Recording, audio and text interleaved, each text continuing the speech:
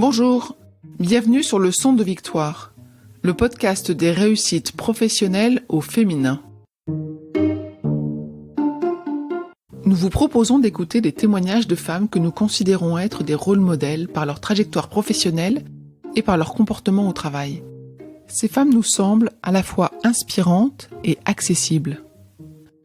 Dans certains épisodes, ce sont des spécialistes du travail au féminin qui viennent partager leur expertise et leurs convictions. Nous sommes convaincus que vous trouverez dans leur partage d'expériences des clés pour développer votre propre parcours professionnel. Je suis Perrine Corvézier, avec ma complice Amélie Dac, que vous entendrez sur d'autres épisodes. Nous avons fondé Human Learning Expedition ou HLX. HLX est le cabinet de conseil et de coaching qui accompagne les réussites professionnelles, individuelles et collectives en cultivant les comportements qui mènent au succès. En parallèle de ce podcast, et également sous le nom de Leçon de Victoire, HLX propose une offre de modules d'auto-coaching audio-guidé adaptés aux situations concrètes que les femmes sont amenées à rencontrer dans leur vie professionnelle. Rendez-vous sur le site leçondevictoire, toutattaché.com pour voir en détail comment nous aidons les femmes à dépasser les difficultés qu'elles rencontrent au travail et à se réaliser pleinement. Ça, c'était nous. Et vous qui écoutez le podcast Leçon de Victoire, vous avez un rôle très important si vous aimez ce que vous entendez, celui de faire rayonner ce podcast. Parlez du podcast Leçon de Victoire autour de vous. Commentez et notez cet épisode avec les fameuses 5 étoiles qui permettent d'inspirer encore plus de femmes, de les guider dans leur évolution professionnelle, de leur signifier qu'elles ne sont pas seules à rencontrer des difficultés dans leur carrière de femme et de leur soumettre des comportements inspirants. Place maintenant à l'invité de cet épisode.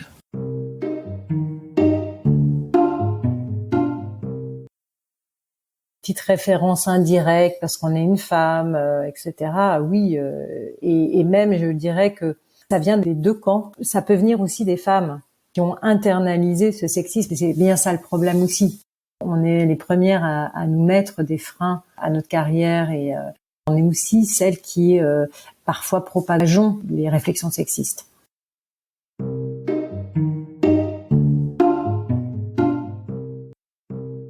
L'invitée de ce nouvel épisode s'appelle Marina Zuber. Elle est publicitaire. Son parcours révèle les noms des grandes agences comme BETC, DDB, TBWA et à présent elle est vice-présidente Omnicom Europe, Moyen-Orient et Afrique. Si les femmes sont nombreuses en agence de communication et de publicité, elles sont plus rares à des postes de dirigeantes. C'est donc une chance d'avoir pu échanger avec Marina et de recueillir non seulement quelques retours d'expérience de son parcours, mais également son point de vue sur la mixité en entreprise. Sa trajectoire professionnelle l'a amenée à travailler à New York et à appréhender le leadership à l'américaine ou à l'anglo-saxonne. On sent bien qu'elle a été marquée par la motivation positive ressentie et la forme d'accompagnement responsabilisant qu'elle a appréciée.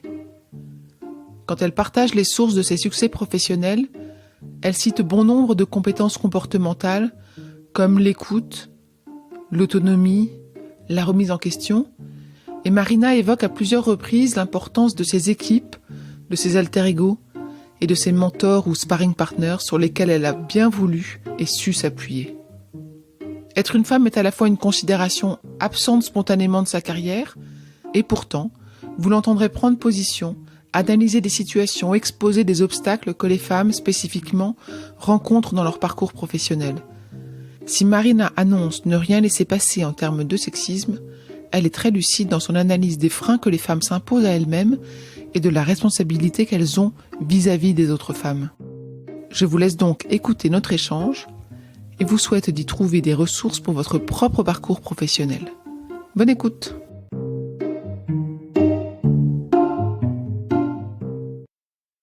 Bonjour Marina. Bonjour Perrine. Marina, enfant, qu'est-ce que vous vouliez faire comme métier? Alors, enfant, je voulais être docteur parce que mon père était médecin et c'était une profession que j'admirais parce que voilà, on était utile, on était au service des autres.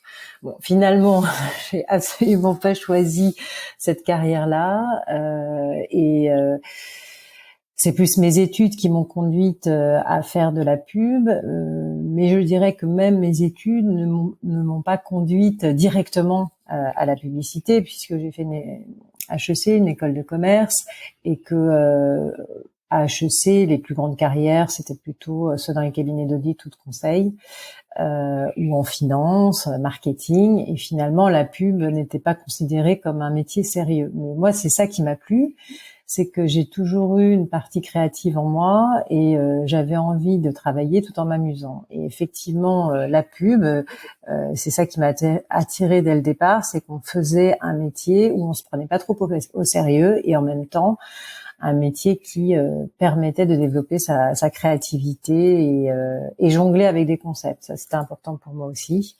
de proposer des idées et presque chaque jour avoir l'impression de repartir d'une page blanche et de se réinventer et d'être d'être créatif, quoi, tout simplement. Donc aujourd'hui, quand on fait le tour des participants d'une réunion, vous ne connaissez personne. Quand arrive votre tour, qu'est-ce que vous dites? Comment est-ce que vous vous présentez?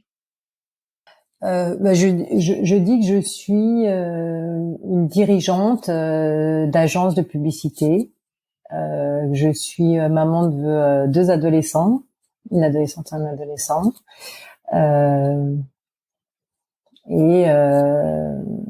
Voilà, je suis quelqu'un d'optimiste. Ok. Aujourd'hui, au quotidien, après quoi courez-vous? Qu'est-ce qui vous anime au quotidien aujourd'hui? Toujours me remettre en question, toujours me challenger, ne jamais accepter le statu quo, et être à l'affût de nouvelles idées. Aujourd'hui, ce qui nous arrive est quand même assez compliqué, et donc plutôt que de s'enfermer dans une forme de morosité ou de pessimisme, c'est aussi se dire comment je peux saisir cette période un peu difficile pour réfléchir à ce qu'on peut en retirer et créer des choses plus fortes, plus constructives pour le monde d'après. Est-ce que vous avez un rôle modèle? Est-ce que vous avez quelqu'un qui vous inspire au quotidien? Alors, je peux pas dire qu'il y ait une seule personne qui soit un rôle modèle pour moi. C'est plus, ça a été plusieurs personnes dans mon parcours, pas forcément d'ailleurs des personnes dans le professionnel, mais s'il y a quelqu'un que je devais retenir, c'est mon président quand j'étais chez DDB à New York, Peter Hempel. Parce que finalement, il m'a donné à voir un leadership qui me correspond totalement et qui m'a beaucoup appris. Alors, quel était ce leadership? C'était vraiment à l'anglo-saxonne, c'est-à-dire une motivation positive, de ce qu'ils appellent l'empowerment. C'est que plutôt que d'être dans le rôle traditionnel du boss, comme on le voit très souvent dans les entreprises françaises où c'est un peu quelqu'un qui commande et qui donne des ordres et qui est plutôt dans un rôle très vertical. Lui, il était plus dans l'accompagnement et dans la façon de chercher ce qui est fort chez les autres et de le faire se révéler à la personne. Et donc, avec lui, j'ai eu une collaboration vraiment très enrichissante. C'était quelqu'un qui me poussait, qui me challengeait et en même temps qui était aussi dans cette motivation positive à reconnaître le travail bien fait. Et donc lui, certainement, ça a été quelqu'un qui m'a beaucoup inspirée. Après, je dirais que c'est aussi des inspirations de mes lectures où je me souviens d'avoir lu ce manifesto de Netflix de l'ex-Chief Talent Officer Patty McCord qui justement donnait à voir une autre façon de penser le management. Donc une façon très justement dans la responsabilisation des équipes, en disant c'est pas en étant dans le contrôle qu'on obtiendra le meilleur des équipes, mais bien en étant dans la responsabilisation, vraiment les prendre en tant qu'adultes, leur donner des objectifs et ensuite leur donner toute la liberté, l'autonomie de réflexion pour y arriver. Et ça, c'est quelque chose que j'ai beaucoup pratiqué finalement assez intuitivement en tant que dirigeante. Et même au tout début, quand j'étais juste chef d'équipe, donc avec quelques personnes, avant même de diriger une grande entreprise. Et ça m'a toujours réussi. Très bien. Et aujourd'hui, quel est votre meilleur allié? C'est mes équipes. Alors je sais pas si c'est ça que vous attendez comme réponse. Meilleurs alliés, c'est mes collaborateurs. Et parce que je trouve que c'est avec eux qu'on progresse, c'est avec eux qu'on grandit et qu'on se développe. Je voudrais revenir maintenant sur votre parcours professionnel, surtout que vous me parliez en premier d'une réussite professionnelle dont vous êtes la plus fière. C'est quand je suis arrivée à New York, chez DDB New York, très vite, la cliente Unilever me dit, rien ne va, la situation est très difficile. C'était en crise. Je me souviens, j'arrive tout début août, en août 2012. Et moi qui arrivais tout feu tout flamme, super New York, très enthousiaste, la cliente c'est vraiment une douche froide et elle me dit bon, rien ne va, et si vous n'améliorez pas la situation, dans 3 mois je vous remets en compétition. Donc moi j'étais venue avec toute ma famille, c'était un peu compliqué de se dire que je pouvais ne plus avoir de job 3 mois après. Et en fait, en 3 mois, j'ai complètement inversé la situation à tel point que cette cliente était tellement satisfaite de mon travail qu'elle m'a même confié une partie de son business qui n'était pas à l'agence à ce moment-là, en tout cas qui n'était pas à DDB New York, mais qui était à DDB Toronto et qui était les glaces Breyers. Et donc ça, pour moi, ça a été vraiment une vraie réussite assez forte et qui m'a tout de suite, du coup, aussi positionnée chez DDB New York, alors que j'étais un peu la Frenchie qui débarquait et bon, donc on se demandait ce qu'on allait en faire, vraiment. Voilà. Sur quoi vous êtes appuyé pour retourner la situation? Alors je dirais que encore une fois, à la fois une intelligence du client et de ses besoins stratégiques, donc repartir un peu à zéro, être très à l'écoute de ses besoins et comprendre quels étaient les blocages et ne pas avoir d'a priori ou de préjugés sur quelle était la bonne solution. Ensuite, je dirais la deuxième chose, c'est les équipes. Se dire quelles équipes je vais mettre autour de moi, on va faire une task force commando pour essayer de réfléchir au problème.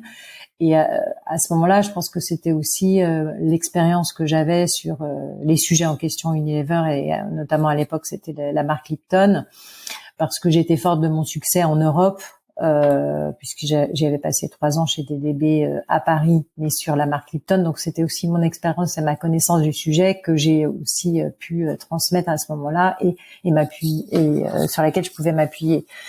Mais ça a été effectivement la mise en place d'une équipe très rapidement au sein de l'agence et être un peu en task force commando, je dirais. Donc pour résumer, c'est une relation de confiance avec les clients, ne pas venir avec des idées préconçues, mais vraiment être dans l'écoute et dans la capacité de rebondir par rapport au challenge qui était donné, et la création d'une équipe très vite et très soudée et dans un travail très collaboratif. Vous parlez d'écoute, est-ce que ça c'est un des talents que vous avez cultivé, que vous avez depuis toujours, que vous avez travaillé? Oui, parce que j'ai toujours pensé que l'autre était aussi fort que soi, qu'on avait toujours plein de choses à apprendre des autres et que souvent la solution à un problème se trouvait justement dans une écoute. Alors c'est pas une écoute passive, évidemment, c'est une écoute active, mais c'est aussi une manière, en tout cas, de découvrir ou de révéler des solutions, l'écoute. Est-ce que dans ce succès que vous avez eu, dans cette réussite, dans ce retournement, le fait d'être une femme était déterminant? Là, pas du tout. Je ne crois pas. Non, je crois pas. Justement, je dirais que ce qui était très libérateur aux États-Unis dans mon expérience, c'était qu'on n'est pas considéré comme une femme. Alors, c'est un peu bizarre de dire ça, mais en tout cas, on est considéré comme quelqu'un qui est performant. On va être jugé sur ses résultats et on n'est pas jugé par la forme, entre guillemets. Cette approche non-judgmental des Américains que j'aime beaucoup et qui est, en tout cas dans le travail, Alors qu'en France, on est souvent jugé par l'école d'où on vient, les copains ou les collègues ou les personnes influentes qu'on connaît, et ensuite on va regarder ses performances. Bon, je caricature bien évidemment, hein. Mais et effectivement, le fait d'être une femme est parfois un atout, mais aussi parfois un inconvénient. Et pendant très longtemps, ça l'a été. Vous avez l'impression d'avoir rencontré des difficultés particulières liées au fait que vous étiez une femme, enfin que vous êtes une femme? Je dirais que moi, je suis dans la génération où probablement c'est un peu moins difficile que la génération d'avant.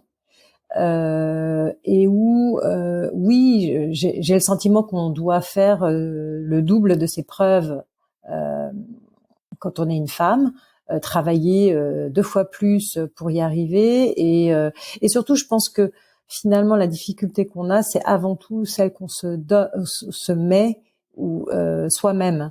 C'est-à-dire que ce fameux plafond de verre, surtout dans les générations qui arrivent ou même la mienne, elle n'existait plus de manière évidente, mais c'est plus soi-même où on se dit ah non mais je vais pas faire ça parce que de toute façon ça va m'empêcher d'avoir une vie de famille épanouie, ça va m'empêcher de pouvoir être présente auprès de mes enfants, donc je ne vais pas briguer ce poste par exemple. Alors que moi justement je me suis jamais mis ces freins. Et mais par contre, je me suis toujours dit, je veux réussir tout en réussissant ma vie de famille et ma vie de femme. Et je ne veux pas sacrifier une partie de ma vie. Donc, je veux tout réussir, ma vie professionnelle et ma vie personnelle et familiale. Et je dois dire, enfin, je touche du bois, que ça m'a plutôt réussi. Vous avez l'impression d'avoir mis quoi en œuvre, adopté quelle stratégie justement pour réussir ce que vous vouliez, c'est-à-dire cet équilibre, cette réussite à la fois pro et perso?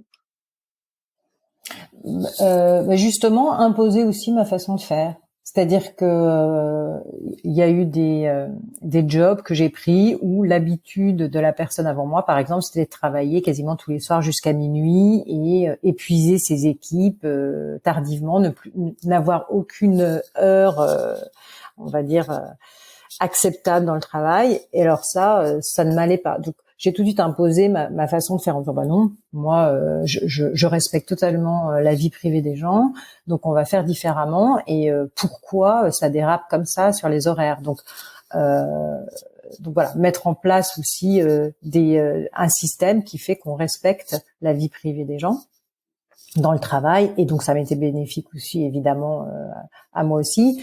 Se dire qu'on n'est pas seul à travailler et à réussir, donc s'appuyer sur les équipes, ça aussi c'est important. Donc faire confiance aux gens, et ça m'a beaucoup porté, c'est-à-dire que se dire qu'on se développe soi-même en développant les autres, et il y a toujours un retour extrêmement positif de ça. Les équipes m'ont toujours rendu énormément ce que je leur avais donné, cette transmission de savoir, mais aussi le respect de ce qu'ils étaient et de leurs capacités, de leurs compétences. Ça m'a permis d'avancer et d'être assez équilibrée, c'est-à-dire ne pas penser que je vais réussir toute seule et d'être tout le temps à vouloir tout faire soi-même. Donc ça permet aussi de partager les tâches et donc du coup d'avancer et de faire grandir les gens avec soi. Donc ça aussi ça permet de ne pas tout dédier au travail. Je sais pas si Est-ce que si c'est clair, bien sûr. Non, c'est clair, et c'est intéressant de voir comment vous avez procédé. Est-ce que vous avez subi ou est-ce que vous avez eu des comportements sexistes à votre égard dans votre carrière?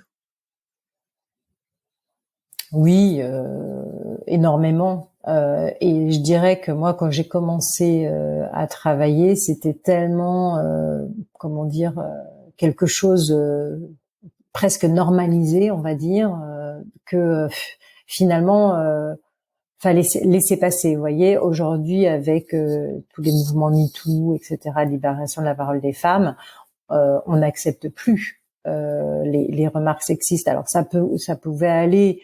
Alors moi, j'ai jamais eu de harcèlement sexuel, par exemple. Hein, donc ça non. donc des formes graves, je dirais, de sexisme. Mais par contre, les petites phrases assassines, les petites références indirectes parce qu'on est une femme, etc. Oui, et même je dirais que ça vient des deux camps entre guillemets, enfin autant, enfin peut-être pas autant, mais en tout cas, ça peut venir aussi des femmes qui ont internalisé ce sexisme, et c'est bien ça le problème aussi. C'est-à-dire que, comme je le disais tout à l'heure, on est les premières à nous mettre des freins à notre carrière et à s'automettre des plafonds de verre. Ben, on est aussi celles qui parfois propageons les réflexions sexistes. Après, je remets quand même à César je redonne à César ce qui lui appartient. On va dire quand même que la jante masculine est quand même la première à divulguer ce genre de comportement, hein. Soyons clairs. Et est-ce que vous avez un souvenir d'avoir réagi particulièrement face à un comportement sexiste? Disons que quand j'étais jeune, je n'osais pas parce que j'ai l'impression que ça faisait partie du jeu.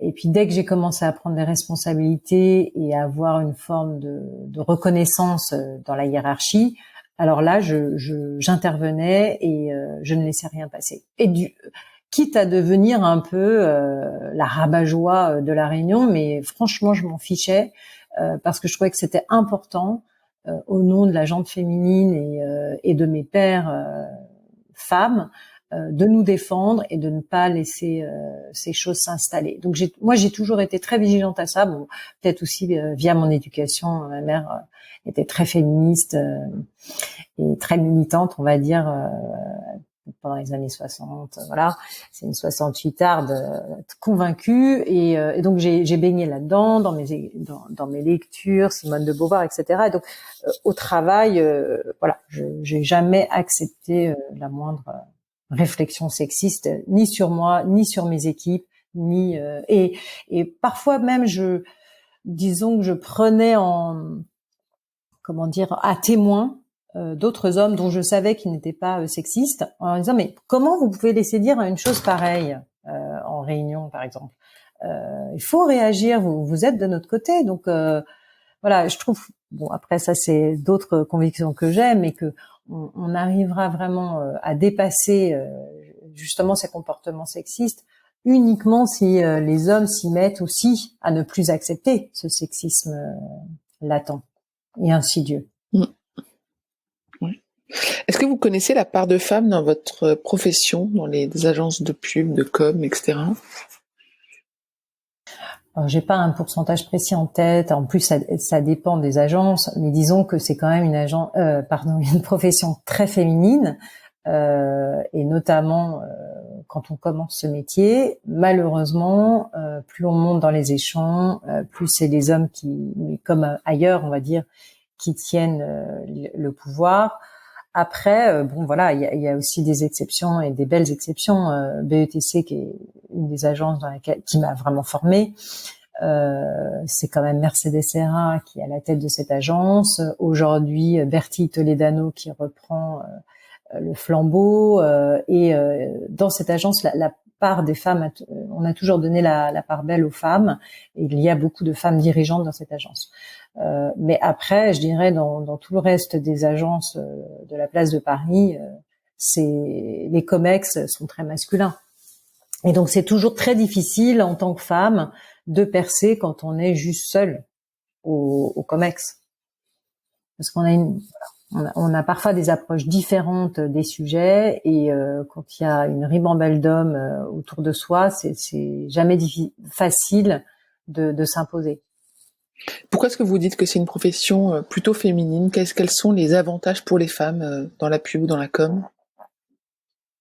Alors, je dirais pas que c'est forcément des avantages pour les femmes. Il se trouve que il y a beaucoup. C'est comme les métiers du marketing. Alors, je saurais pas forcément donner d'explications évidentes. Bon, la communication, ça a toujours été traditionnellement quand même un métier assez féminin. Est-ce que c'est parce que c'est aussi un métier sur les tendances, mais bon, dire ça, c'est presque être sexiste, quoi, de dire bon ben voilà, ce qui a trait à l'humain, à la psychologie, etc., va être plus féminin que masculin. Bon, je ne pense pas que ça soit tout à fait vrai.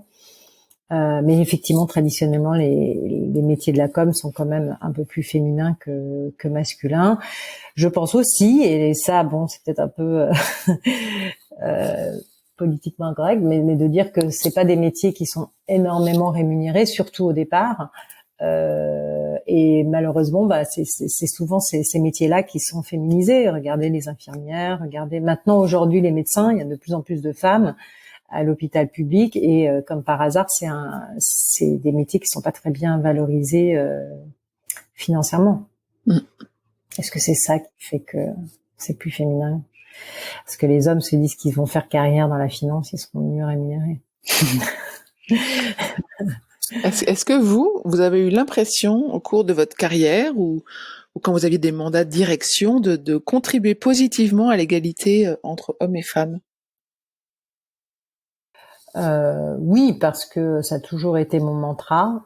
Donc, dès que j'en ai eu l'occasion, favoriser. Alors, encore une fois, c'est pas favoriser les femmes parce qu'elles sont femmes, mais parce qu'elles le valent bien et qu'elles ont les qualités, les compétences, tout ce qu'il faut pour y arriver. Mais effectivement, j'ai toujours été là pour les valoriser, les motiver et donc leur faire accéder à des postes plus importants. Dans mes équipes, je les ai toujours poussés, autant que les hommes, bien sûr, mais les hommes, disons que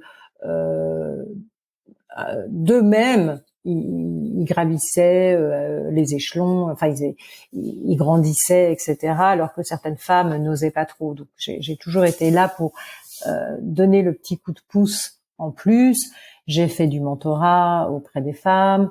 Et effectivement, dans mes dernières fonctions, quand j'étais présidente de TB Paris, c'était quelque chose qui était très important, qu'on mesurait et qu'avec mon COMEX, on voulait favoriser qu'il y ait de plus en plus de femmes à la tête.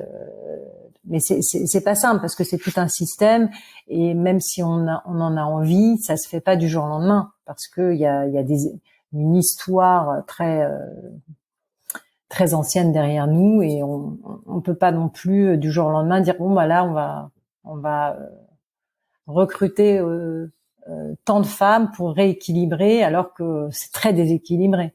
En tout cas là où j'étais chez TB, voilà, c'était pas très équilibré. Après c'est vrai que c'est quelque chose voilà qu'il faut favoriser, c'est un travail de longue haleine et il faut se donner des objectifs pour y arriver.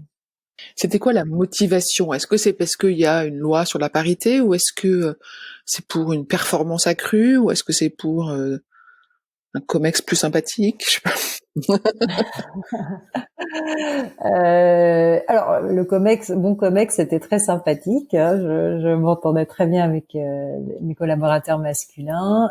D'ailleurs, qui à chaque fois, je me fais cette réflexion après coup. Ceux avec qui je m'entends le plus, c'est qu'ils acceptent leur part de féminité. Ces hommes qui acceptent cette part de féminité. Comme nous, c'est bien aussi d'accepter notre part de masculinité. Je trouve que c'est toujours intéressant. Non, c'est parce que je pense que on est enrichi de points de vue différents et que les points de vue féminins sont pas toujours les mêmes. On part pas des mêmes, voilà, forcément des mêmes ressources ou de la même culture, de la même éducation. Et donc c'est dans cette confrontation des points de vue qu'on enrichit. Donc je trouve que avoir un COMEX, que ce soit d'ailleurs uniquement féminin ou uniquement masculin, n'est pas enrichissant et en plus n'est pas le reflet de la société. Donc on est 50-50 quasiment, un petit peu plus d'ailleurs féminin dans la société. Il nous faut des COMEX qui reflètent l'état de la société, d'autant plus maintenant, voilà, les femmes travaillent depuis plus de 50 ans maintenant, donc il n'y a aucune raison que les femmes ne soient pas représentées à haut niveau. Donc moi c'est plus ça, c'est à la fois c'est pas tant une loi sur la parité, même si je trouve que c'est important, hein, parce qu'il faut forcer l'histoire, c'est-à-dire que ça ne viendra pas tout seul, c'est évident. Et même si je ne suis pas favorable au quota à la base, parce que je trouve que on va pas donner la place à une femme juste parce que c'est une femme, mais en même temps, si on ne force pas l'histoire, bah finalement, comme les hommes sont entre eux et voilà, ils s'auto-reproduisent finalement. Alors professionnellement, c'est difficile pour nous les femmes de percer. Donc c'est des lois qui sont importantes pour permettre aux femmes d'accéder au conseil d'administration et à des postes importants. Mais je trouve plus que au final c'est important parce que ça reflète notre société, ça reflète des avis différents et ça enrichit la réflexion. Donc ça nous rend plus performants, c'est sûr. Est-ce qu'il y a quelque chose que vous auriez aimé apprendre plus tôt dans votre parcours professionnel?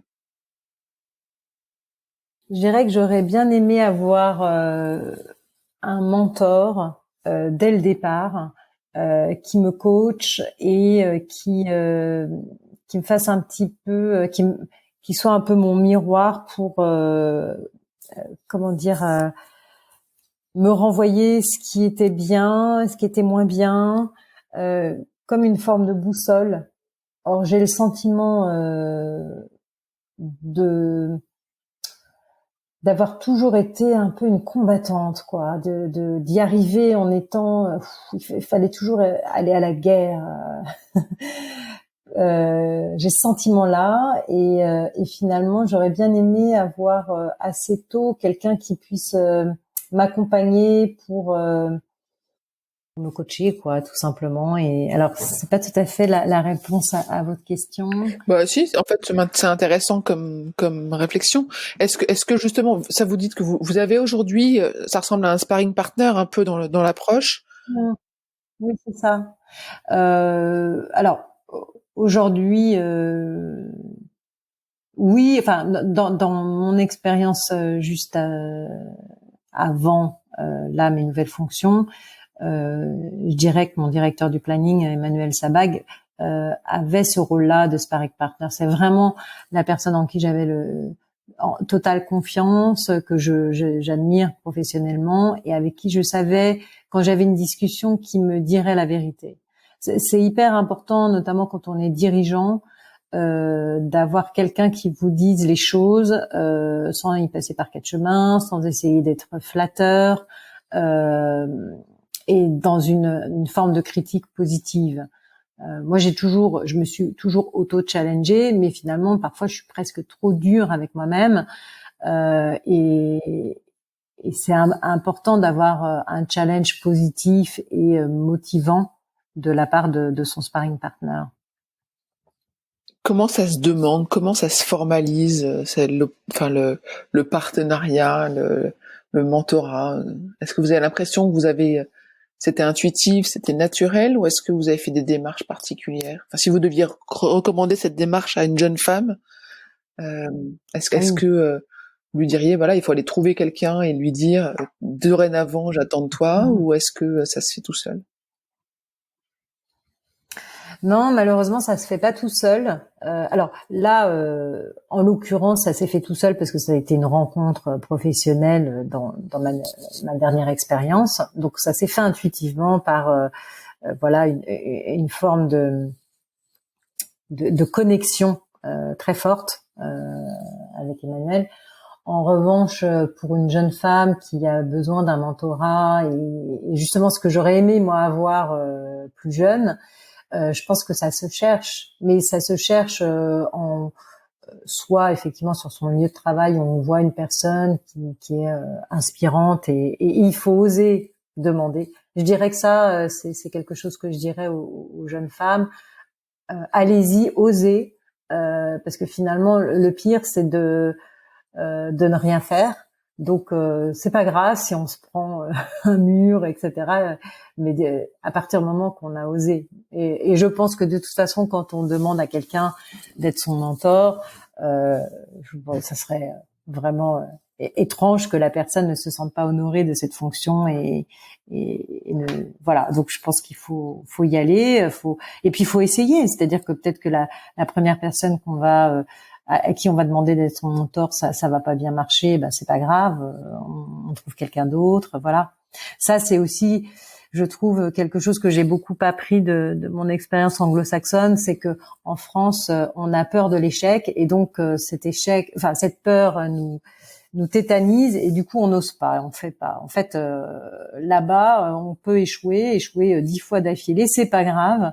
Ce qui finalement ne nous tue pas nous renforce, et c'est ça. Donc, et on apprend de nos échecs. Ça fait partie de la courbe d'expérience. On parle même pas d'échecs. On dit voilà, tu apprends, c'est l'expérience. Donc, je dirais voilà, il faut tester, tenter des choses, expérimenter. C'est ça qui fait grandir, et c'est ça qui enrichit. Est-ce que vous avez un autre conseil à donner à une femme qui rentre sur le marché du travail? Alors là, je dirais vraiment, justement, ne pas se considérer comme femme. C'est-à-dire se dire, je suis aussi forte qu'un homme, j'ai toutes les compétences, toute la formation à la même hauteur, et donc j'y vais. Je n'ai pas froid aux yeux, je fonce. Et j'ai confiance en mes capacités, et en tout cas c'est ce que je dis à ma fille tous les jours. Vraiment de se sentir forte, et tout aussi capable, et justement à bas les préjugés, à bas cette idée que oui, nous en tant que femmes, on est plus émotionnelles, on aurait plus besoin finalement d'un cocon familial. Non, on en a besoin comme un papa a besoin de ses enfants, une mère a besoin de ses enfants, mais ni plus ni moins. Donc voilà, ne pas se mettre de freins ou d'obstacles qui sont des constructions culturelles, et voilà, essayer de faire abstraction de ça, ou en tout cas les considérer comme des constructions et non pas une réalité. Donc je dirais à une jeune femme, vas-y, vole, vole au sens voler. Envole-toi. Pas des voilà, envole-toi, exactement. Ne te mets aucune limite, parce que tu es extrêmement forte. Voilà. Très bien. Fais-toi confiance. Ouais. Une question sur le ressourcement, comment est-ce que vous faites pour durer? Comment est-ce que vous arrivez à tenir dans le temps, à être endurante? Alors personnellement, moi, c'est ma famille, justement. C'est mon élément de ressourcement infini. Je dirais, si j'avais pas ce mari que j'aime et ces enfants que j'adore, je n'y arriverais pas. C'est eux qui me portent, c'est eux qui aussi me font revenir sur terre ou me déstresser dans des moments extrêmement douloureux, ou voilà, ou des moments de doute. Finalement, c'est ma famille et mon mari. C'est eux qui sont cette source infinie de ressourcement au quotidien. J'ai l'impression que vous avez cité plusieurs fois les États-Unis comme un peu un modèle sur la place des femmes au travail, sur les comportements. J'imagine que c'est pas idyllique non plus, mais est-ce que vous avez l'impression qu'en France, on se dirige vers une situation plus propice au travail des femmes, à la place des femmes dans la société? Ah oui, de toute façon, c'est une tendance, et on accompagne ce mouvement un peu historique. Après, je dirais que en France, je dis souvent, on a tué notre roi le premier, mais finalement, on est le premier pays à avoir tué notre roi, mais finalement, on continue de vivre dans une forme de monarchie, et donc de vouer au chef une forme d'admiration sans borne, et c'est ça qui nous empêche finalement de progresser. Et finalement, les États-Unis, parce que j'ai beaucoup réfléchi à cette différence quand je suis arrivée là-bas. J'ai dit, mais finalement, qu'est-ce qui fait qu'on est aussi différent dans notre façon d'appréhender le travail et d'appréhender la société? Finalement, c'est ça. Je pense que ça vient de là. C'est qu'en fait, en France, on est encore très dans le culte du chef, le culte d'une hiérarchie très verticale. Et donc, du coup, ce qui empêche finalement les équipes en dessous de prendre des initiatives et d'être responsables.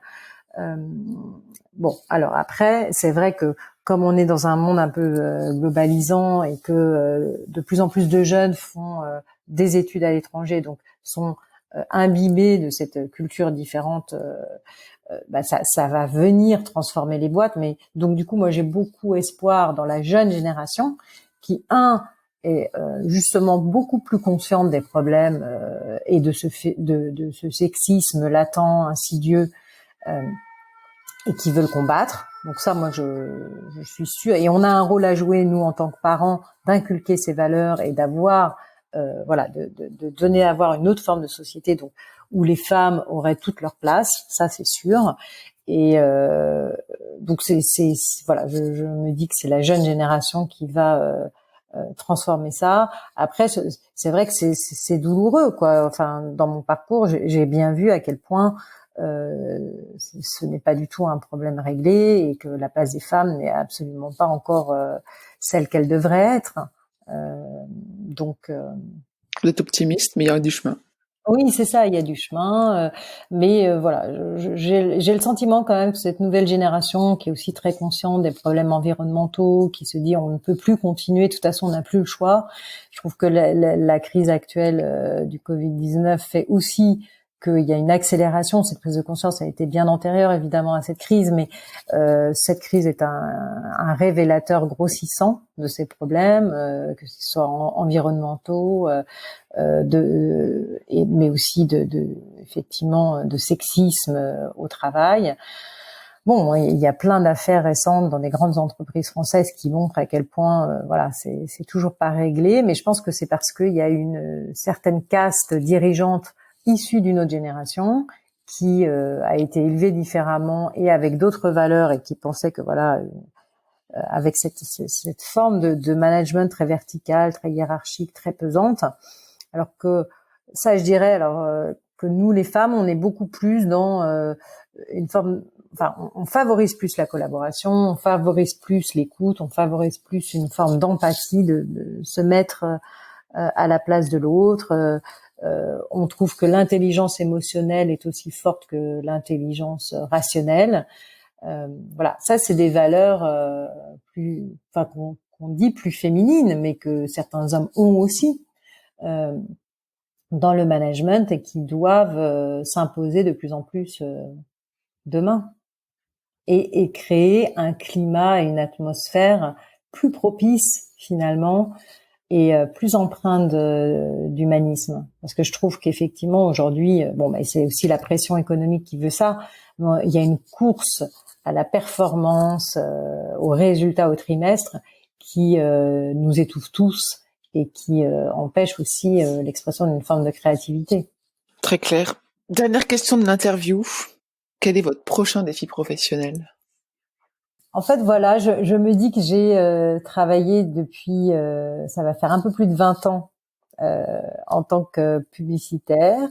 Là, j'ai encore 20, voire 25 ans à travailler devant moi et je me dis, j'ai envie de neuf. Donc, c'est plus quelque chose qui est en fait en gestation en moi pour l'instant. Mais j'ai envie finalement de mettre toute cette expérience et compétences accumulées depuis plus de 20 ans au service de choses qui auront un impact positif sur la société aujourd'hui. Et je pense que c'est aussi cette crise qui me fait réfléchir. Je veux aujourd'hui être responsable, avoir un impact positif sur l'environnement, mais voilà, de manière même plus générale sur la société qui nous entoure. Je me dis qu'en tant que dirigeante, j'ai cette responsabilité-là. Et voilà, j'ai envie de faire fructifier cette expérience que j'ai aujourd'hui au service de grandes causes dans lesquelles je crois. Parfait. Merci beaucoup. Merci beaucoup de votre temps. Merci. Je vous en prie. Merci beaucoup, Perrine.